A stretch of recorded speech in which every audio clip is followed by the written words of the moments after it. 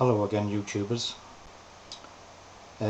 First off, I'd like to say a great thank you to all the people who are actually viewing my video, my first video.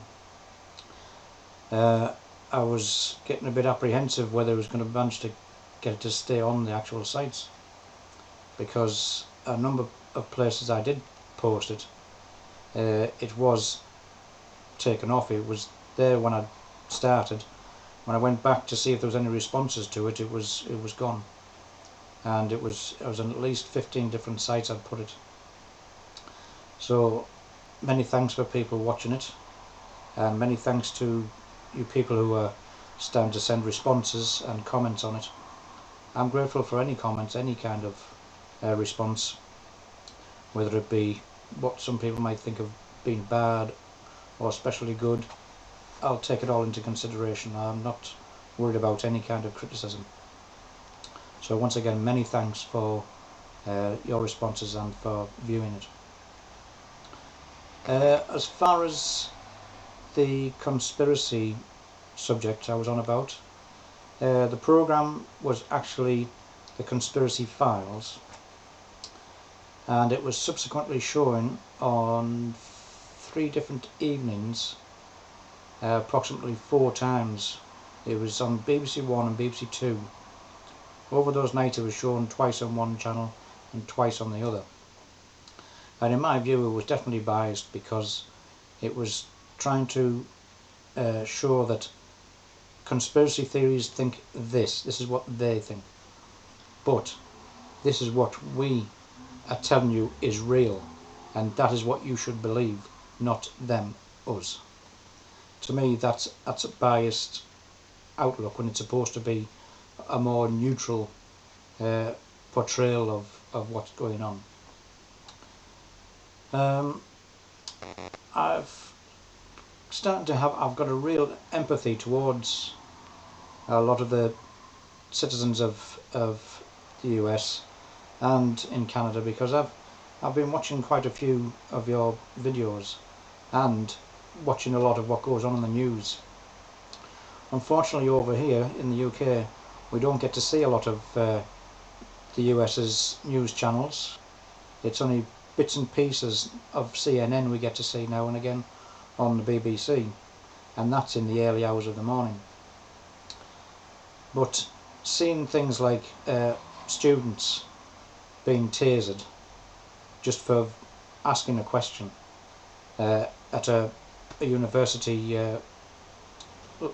lecture from John Kerry. I mean, I thought that was despicable.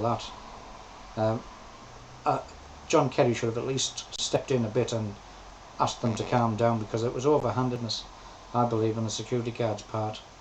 That poor chap was really not causing any real mayhem or physical problems for anybody, but the way he was made to subdued and to stop his opinions and ask his questions, that's a definite oppression of civil liberties and freedom of speech.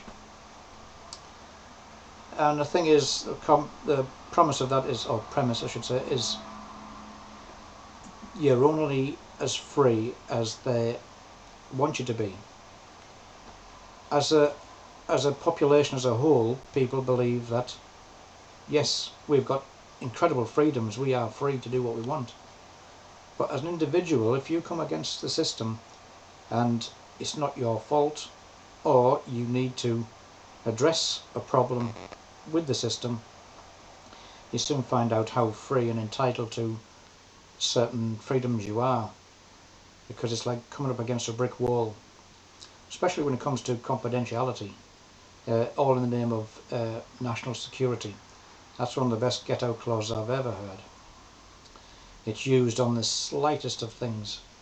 You need certain information so that you can carry on doing either your job or to claim for insurance or other aspects in life. And, oh, we can't give you that information, sorry, it's national security, or it's confidential, we don't give it out. That's a way of keeping people under wraps, that they have no freedoms. They cannot find out information even about themselves, let alone anything else that's going on in the world. As far as I was on about the conspiracy tag, the name given to it, I think it's my belief that we should step beyond that, go the next step up from just being conspiracy theories. Because on this planet, I've noticed that it's like worlds within worlds. It's like, think of it like a giant spider's web. There are hundreds and hundreds of circles spiraling in spider's web, and each one is a small compartment attached to the next by other threads and other strings. Depending on which compartment you were in is what your world could be. If you try to move to the next one, you might have difficulty, but you might need extra knowledge to move to the next compartment, because there's all those different circles, different worlds. There's people like in the politics world, religious world, medical worlds, drugs worlds, just artistic worlds, just living. Whatever part of the system you're involved in is your little world that you live in.